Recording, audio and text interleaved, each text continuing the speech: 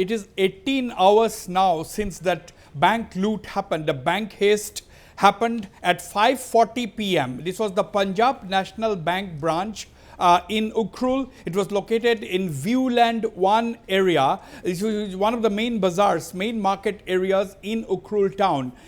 Viewland 1, that is the name of the locality where this Punjab National Bank branch was located. 5:40 p.m. the shops were still open. It was just dusk had just fallen when 10 masked men entered this Ukhrul branch of the Punjab National Bank through a side entrance. Side entrance used only by the staff. Side entrance because the main shutters were already down. And what is significant is these 8 masked men were carrying automatic weapons. These were assault rifles that they were carrying. So this is openly visible in the CCTV footage which is in circulation in the social media, which our channel is also telecasting. Our channel is also showing these visuals obtained from the social media.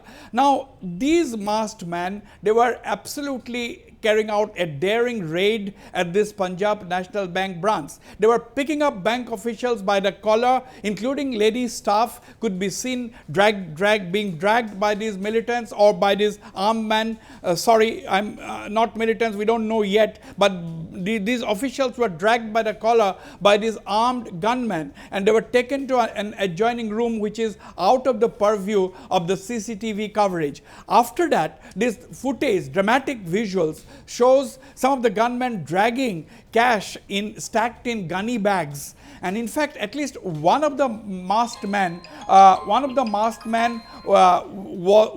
is seen holding a half-filled gunny bag in his hand. So it was a really daring attack by these armed men on this bank. Now, this thing raises several questions. Who are these armed men? Do they belong to a particular militant group, or are these robbers? Now, if they are robbers, do robbers in Manipur carry assault rifles? That is the big question. Is it an armed gang that is operating in Ukhrul and in and around areas of Ukhrul? These are questions which the police investigation will reveal. But unfortunately, so far, the police have not been able to make any headway. I spoke to a top Manipur police official a few minutes ago. He said that nothing can be ruled out. I asked the question whether they could be the attackers and the bank who looted the money, 18 crores 85 lakh rupees. That's a lot of money.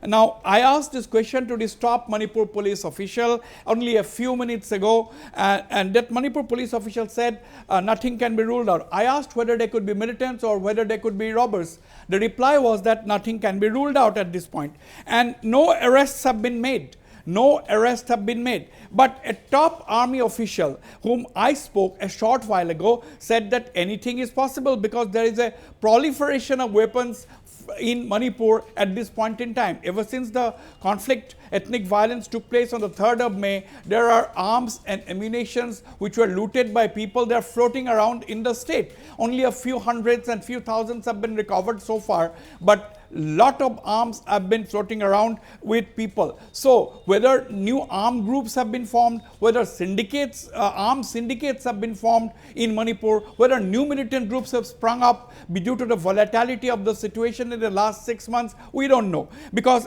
as usual, the Manipur government do not give much information except for that press conferences. And press conferences by either the DGP or the security advisor in Manipur is a rare phenomena, and only occasional press conferences are given by the Chief Minister N. Biren Singh. So that being the case, and the officials usually tight-lipped on these situations, it is very difficult for the media to cover developments like this. So one can also get an impression that there is a free-for-all happening in Manipur, where how can a group of armed men loot a bank of rupees 18 crore and more at 5:40 in the evening when the shops were still open? So these are questions which Chief Minister Biren Singh and his security team in the state will have to answer. We are also getting information right now that that particular bank branch located in Viewland that was looted of rupees 18 crore 85 lakh yesterday was located in Viewland 1. Jawan, which is a main bazaar. The incident takes place at 5:40 in the evening.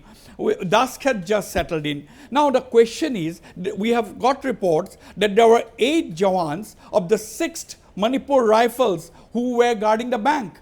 Now, will the Manipur police or will Chief Minister Biren Singh tell us upon landing in Imphal shortly? He is coming back from Delhi to Imphal today.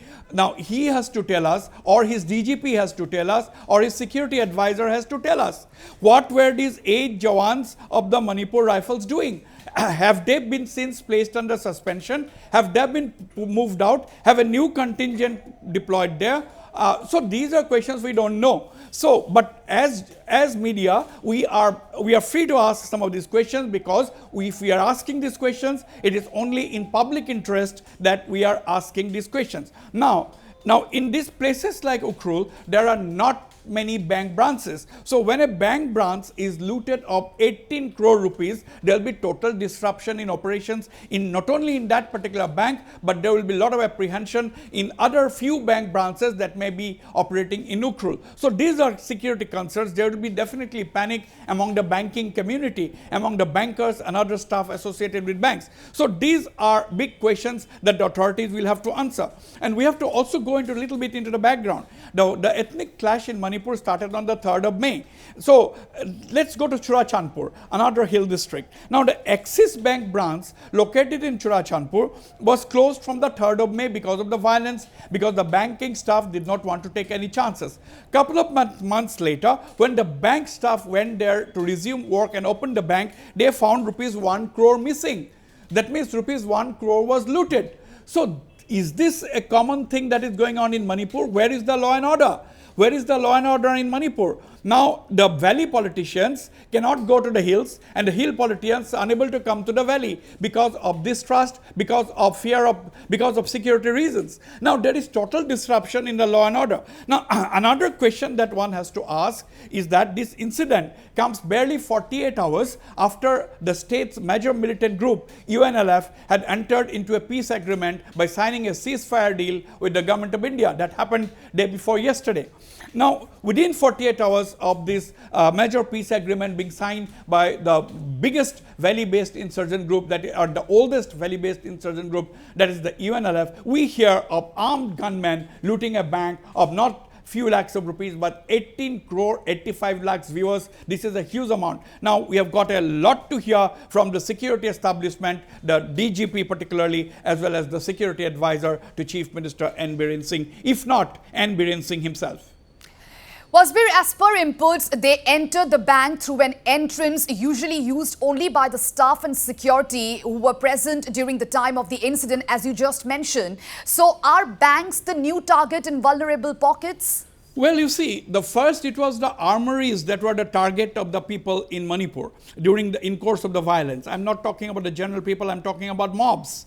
When mobs first targeted the armories of the police, particularly police establishment, a lot of weapons were looted, and around 5,000 weapons, some estimates say 5,000 weapons were looted in all. More than 5 lakh rounds of ammunition are looted. So it was a free-for-all, and we have also got reports that some organization officially requested some authorities to give us 500 weapons. So these kind of things have been happening. Now that the section of people are armed, they have not returned the looted weapons. Now, whether they have formed armed syndicates, whether they have formed armed gangs, these are questions which only investigations and the security establishment will be able to answer. So now, after the weapons having been armed, are banks the new target of the armed groups? That is the big question.